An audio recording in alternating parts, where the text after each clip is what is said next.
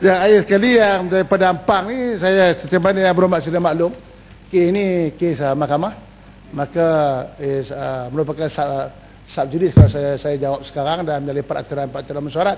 Tapi kalau saya ingat apa juga yang berhormat cakap tu, berhormat tengok balik handset waktu saya menggulung dalam belanjawan yang lepas, saya ingat saya terang cukup detail lah dalam tu. Yang Muhammad. Ya, tapi isu yang saya bawa, terima kasih Datuk Speaker. Isu yang saya bawa Menteri adalah untuk menjelaskan kedudukan kewangan FC dan apakah tindakan-tindakan kementerian untuk membaik pulih keadaan yang telah menjadikan satu penyelewengan yang besar di negara kita, dan apakah langkah-langkah kementerian untuk repair the situation. Jadi kita nak tahu apakah peranan kementerian ketika itu bila wang itu diluluskan dan dibelanjakan. Tidakkah kementerian yang berhormat bertanggungjawab dalam jawatan kuasa itu untuk memastikan bahawa duit ini digunakan dengan cara yang betul, dengan objektif yang betul? Terima kasih Yang Berhormat. Ini telah pada umum oleh Yang Berhormat Perdana Menteri, bahawa Berhormat Timbalan Perdana Menteri telah pun dilantik untuk memastikan projek ini diteruskan. Untuk jawapan Yang Berhormat, yang pertama, kita telah pun lantik juruaudit bebas. Juruaudit bebas telah pun dilantik, dan sekarang ini kita dalam proses yang kedua untuk mungkin kita akan tenderkan balik projek ini untuk diteruskan oleh mana-mana syarikat yang berminat. Itu yang itu. Dalam ucapan saya minta penjelasan tentang status PwC PricewaterhouseCoopers punya report juga, tetapi tidak ada jawapan yang diberikan oleh Menteri. Saya dah status macam mana Yang Berhormat nak? Ya, mesti kita nak tahu apa status dia, apa ni bila kita appoint lantik PwC, apa timeline dia, apa status kan, apa reportnya. Sampai sekarang kita tidak lihat apa-apa ni maklum balas daripada audit ini. Ya. Saya dah beritahu, daripada laporan audit yang kita dapat, kita akan ambil tindakan untuk kita nak meneruskan projek ini. Dan juga cara kita nak meneruskan kita akan membuat satu cara yang baru untuk kita mempelawar atau membuka tender mana-mana syarikat yang berminat untuk meneruskan ini. Laporan audit yang bagaimana yang berubah audit itu, adakah menjadi obligasi untuk kita nak dedahkan kepada Parlimen. Dan juga saya ingat select komiti pun tengah berjalan ni, biarlah mereka ni buat. Yalah, Menteri, sebelum ini dalam sesi Parlimen yang lalu kita ada perbahasan tentang escrow account, katalah semua ni dijamin, tak ada masalah. Sekarang pula jadi kes mahkamah. So itulah penjelasan yang kita ingin tahu. Yang banyak akaun-akaun ni escrow ke tak escrow ke, jaminan amanah, apa terjadi dengan mekanisme yang telah dijamin oleh Menteri dalam sesi Parlimen yang lalu bahawa tidak mungkin ada penyelewengan. Sekarang dah terbukti ada penyelewengan. Kita ingin tahu apakah cara yang kita boleh pulih baik perkara ini. Saya ingat Yang Berhormat pun tak jelas apa yang saya terang. Yang Berhormat kena jelas. Apa yang saya cakap dulu ialah akaun. Senang cakap bank lah Yang Berhormat. Saya terang dulu ialah dipanggil SLA ni, Special Law Account. Ini Maybank. Okay? Duit daripada kerajaan masuk dalam akaun SLA ni. Di buih itu di Maybank. Daripada duit Maybank ini yang kita kontrol. Sebelum duit ini dikeluarkan kepada akaun operasi National Public Lot, iaitu akaun yang dibuka di SIBMB. Kita kena ingat SLA yang kita kontrol. Bila dia claim, dia kata nak buat reban, dia kata nak buat kilang makanan, so kita bayarlah. Dalam klaim-klaim tu dia tak ada sebut kata nak beli kondo ke, tak ada. Bila duit ni kita dah bagi dekat syarikat punya akaun, kita dah tidak ada kontrol kat sana. Jadi tadi Yang Berhormat kata mengapa saya tak pantau. Saya nak pantau macam mana? Kalau dia dah buat macam dia beli lembu, kita tengok betul lembu ada 8,000 ekor, so kita boleh pantau lah. Jadi kalau duit dah masuk dalam akaun peribadi dia, akaun syarikat, itu urusan syarikat. Sebab itu kalau kita tengok cas yang dia buat pun ialah cas di bawah atas syarikat. Ini Yang Amat kena faham lah. Jangan duk pusing-pusing lagi Yang Amat. Tak. Saya tidak pusing. Saya hanya kata sebelum ini kami dijamin bahawa tidak mungkin penyelewengan ini berlaku kerana escrow account pengawalan yang sangat ketat. Tapi sekarang terbukti ada. So kita ingin tahu, saya tidak mau bincang tentang kes ini. Apakah cara supaya kaedah yang baru supaya perkara ini tidak akan berlaku? Kerana kalau kita ikut cara macam ini, kalau dah masuk private account, dah tak ada pengawalan. So kita ingin tahu sama ada kementerian ambil langkah-langkah yang waspada pada projek yang akan datang. Saya dah kata tadi.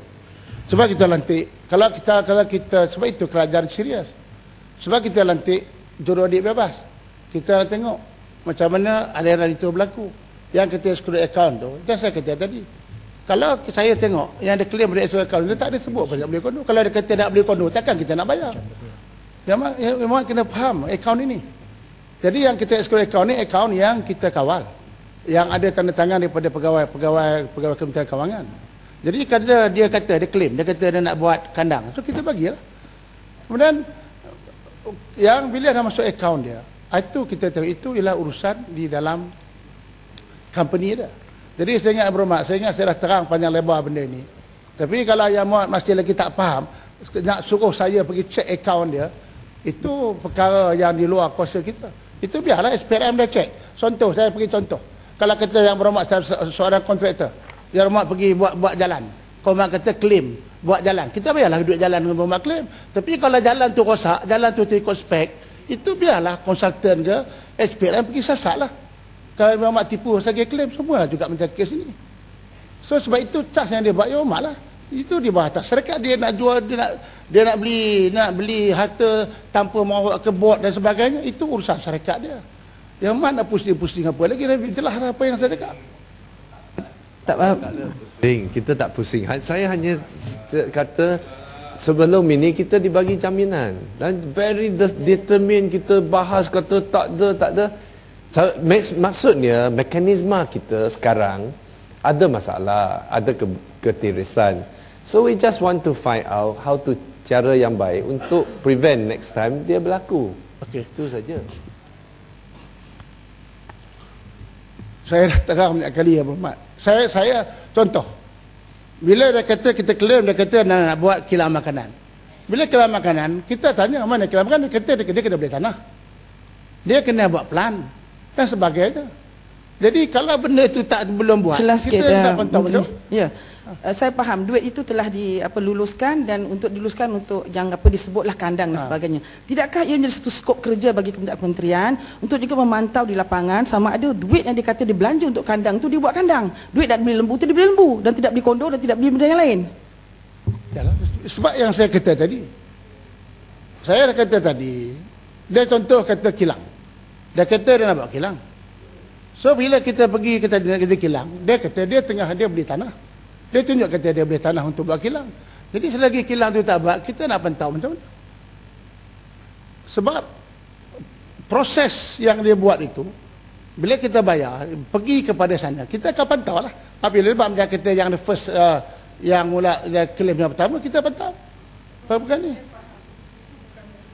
Bertanggungjawab tentang projek ini. Cuma dalam 3 tahun 2009, 10, 11, 2012 kita duit dah lepas, kita sampai 4 tahun kita kata kita pantau tak nampak bendanya, kita masih kata hari ni kita masih ambil masa lagi nak buat benda kandang dan sebagainya. Ketika itu tahun kedua, tahun ketiga mesti dah tahu dah tak ada kandang, tak ada lembu dah, mesti dah tahu dah. 2009 dapat duit, 2010 kita sign. Dan parlimen lepas Rembau pula kata betul pula invest cara yang betul pula yang Rembau tu. Okey, saya ingat Imam Rahmat baca balik laporan audit betul-betul. Saya setahun lepas yang cakap berdasarkan laporan audit, baca betul-betul laporan audit. Saya nak baca betul-betul laporan audit. Apa laporan audit cakap?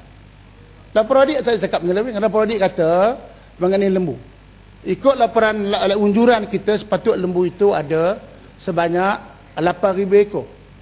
Tetapi audit kata lembu disembelih ada 535,300 ekor. Audit melaporan. Baik. So we go on the ground. Bila kita pergi on the ground, kita tengok lembu yang disembelih dalam tempoh hujung sehingga tahun 2011 ada 8,016 ekor, lebih daripada unjuran. Sudah kita pergi tengok sebab apa tak sembelih semua. Bila kita tak sembelih semua kerana kapasiti abattoir dia yang patut dibuat oleh kementerian tidak siap, dia buat abattoir dia sendiri. Sepatutnya abattoir yang kita buat boleh sembelih lembu 350 ekor sehari. Bila kita tak buat, dia buat abattoir dia sembelih 100 ekor sehari. Sebab itu lembu sembelih 5,300. Lembu yang betul-betul wujud dalam kandang mengikut unjuran kita 8,006 ekor. Bacalah laporan audit itu betul-betul. Saya ingat saya mau bahas lagi benda ni. Sebab saya bercakap besokkan laporan audit. Benda ni bertimur di dalam laporan. Saya nak tanya kita dalam laporan audit. Apa laporan audit yang mana saya jelaskan yang kata tak betul? Jangan bagi tahu laporan audit muka surat apa yang kata ada berlaku penyelewengan. Laporan audit, Menteri juga harus membandingkan objektif kertas kerja dengan keadaan semasa dan laporan audit. Itu barulah kerja yang menyeluruh. Ini kalau ambil satu aspek saja laporan audit yang mengatakan status keadaan itu tapi tidak membandingkan dengan objektif dan dengan wang yang telah dikeluarkan, itu bukan cara betul untuk menilai atau memantau satu projek. Ya, mana pusing cakap? Tadi yang berhormat saya kata, yang mak saya pusing, itu laporan audit. Saya berhormat kata tadi, tak pantau, kita pantau. Kita dah mantau, janganlah kata kita tak pantau. Laporan audit yang kita sebut itu adalah laporan audit bebas. Ketika ini telah melantik PricewaterhouseCoopers untuk menjalankan satu audit. Boleh saya mencela? Tetapi, speaker. Tapi kita nak tahu dari kementerian apa ke Peraturan statusnya. mesyuarat, Itu yang boleh saya saya nak mencela? tahu.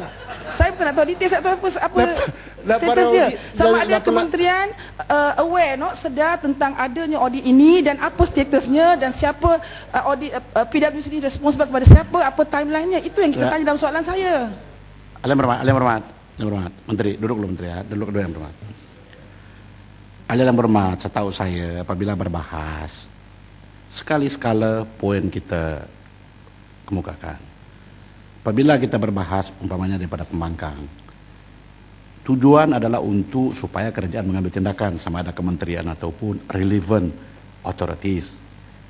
Dalam soal ini sehinggakan ada jawatan kuasa khas diwujudkan yang sekarang pun dalam penyiasatan. Ini maknanya kerajaan telah mengambil tindakan dan kesilapan-kesilapan yang sekarang dibahas, dibincang panjang lebar ini sedang disiasat. Jadi kalau nanti ada kelemahan-kelemahan, sudah tentu kalau menteri pun tidak mengaku dia ada kelemahan, akan juga terkeluar. Kan begitu tujuan dia. Jadi kalau saya biarkan ini berterusan, saya rasa sampai jam 10 beginilah ini macam pingpong, ding-dong. Jadi saya mencela pun saya bilang peraturan mesyuarat tidak ada yang duduk. Jadi menteri kalau boleh gulung sejak, kalau boleh yang lain itu kita tunggu sama-sama apa nanti keputusan penyiasatan daripada jawatan kuasa. Boleh Menteri? Saya dah habis gulung dah pun. Saya dah kata tadi saya tak mau jawab sebab dah pergi. Tapi dah makin saya dah bagi penjelasan lah. So tak ada, dah gulung dah. Menteri, sikit berkaitan dengan laporan audit. Laporan audit. Kuala Kedah dia sudah, Kuala Kedah Menteri sudah duduk. Ini saya nak buktikan bahawa kementerian tidak melaksanakan tanggungjawab kerana dalam laporan audit contohnya, dalam laporan audit kita kena tanam Kuala Kedah. Kuala Kedah itu sebab kenapa ada jawatan kuasa diwujudkan. Karena nampak bahawa ada kesilapan-kesilapan yang nanti akan kita semua dapat tahu. Kan sekarang jawatan kuasa sedang bermesyuarat. Panggil pembangkang untuk masuk untuk berbahas dalam jawatan kuasa. Barulah adil. Tuan Speaker, terima kasih. Okey. Dah bukan.